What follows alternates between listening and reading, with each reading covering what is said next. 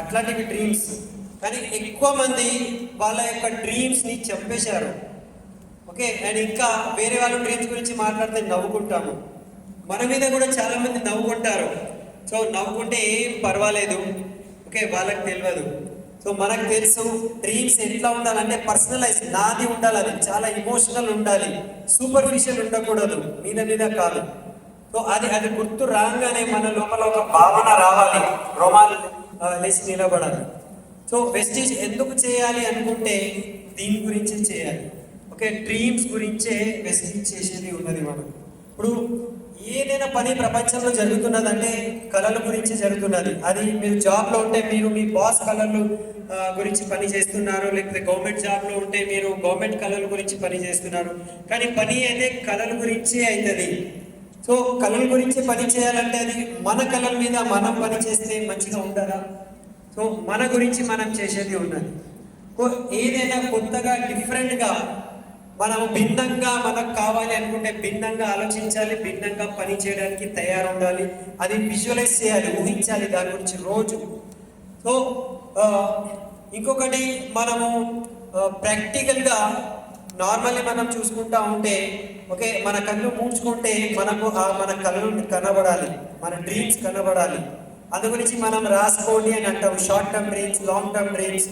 అది రాసుకొని ఒక గోడ పైన, వాల్ పైన ఆ పేపర్ అతికించండి, ఫొటోస్ అతికించండి, దానికి టచ్ చేయండి, ఫీల్ చేయండి, విజువలైజ్ చేయండి అని అంటున్నాము.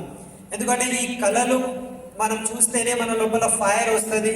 అదే మనకు అన్స్టాపబుల్ పని చేయడానికి మనకు ఒక పెట్రోల్ లాగా అది పని చేస్తుంది. సో అది ఆ గోల్, ఆ విజన్ మన కళ్ళ ముందు ఎప్పుడైనా ఉండాలి. ఒక గర్భవతి స్త్రీ ఉన్నది అనుకోండి, ఆమెకు ఎంత పీడ ఉంటుంది, ఎన్నో నొప్పులు ఉంటాయి, ఎన్నో బాధలు ఉంటాయి. డైలీ బేసిస్ మీద తినలేకపోతుంది, వాంతులు వస్తూ ఉంటాయి, నిద్ర రాదు. సో ఇక్కడ కాలు పట్టుకున్నది, అక్కడ చెయ్యి, ఇవన్నీ నొప్పి ఎందుకు భరుస్తుంది అంటే ఆమె బెడ్రూమ్ లోపల ఒక చిన్నోడి యొక్క ఫోటో ఉంటుంది, చిన్న బాబు ఫోటో. రాబోయే కాలంలో మా ఇంట్లో ఈ చిన్నోడు వస్తాడు అండ్ మొత్తం ఇంట్లో ఒక కళ అనేది ఏర్పడుతుంది. సో రాత్రికి మొత్తం కష్టపడి, డే మొత్తం కష్టపడిన తర్వాత రాత్రి ఆ బెడ్రూమ్లో ఆ ఫోటో చూడంగానే మొత్తం కష్టం ఆమె మర్చిపోతుంది. హస్బెండ్తో అడుగుతుంది, చూడండి బాబు పుడితే ఏం పేరు పెడదాము, అమ్మాయి పుడితే ఏం పేరు పెడదాము అంటే ఆ మొత్తం బాధలు ఆమె మర్చిపోయింది. ఎందుకు అంటే ఆమె యొక్క ఫోకస్ ఆ ఫోటో మీద ఉన్న బాబు మీద ఉన్నది, లేకపోతే అమ్మాయి మీద ఉన్నది.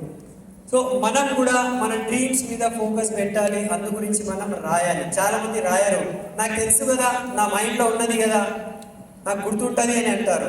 కానీ ఎవరైతే రాసుకున్నారో వాళ్ళ యొక్క కారు, ఇల్లు ఫొటోస్ గోడ మీద అతికించి ఉన్నారు, ఇవాళ వాళ్ళు సాధించారు.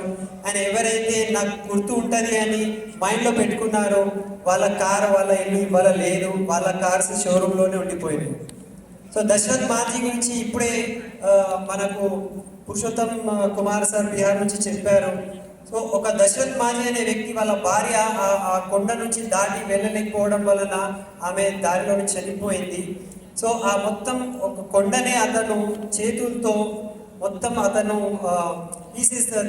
తీసేసిండు. అంటే 22 సంవత్సరాలు అతను ఆ పని చేసుకుంటా పోయిండు. అతని దగ్గర ఎంత నెగిటివ్ లేదు, అతనికి హెల్ప్ చేయడానికి ఎవరు లేరు.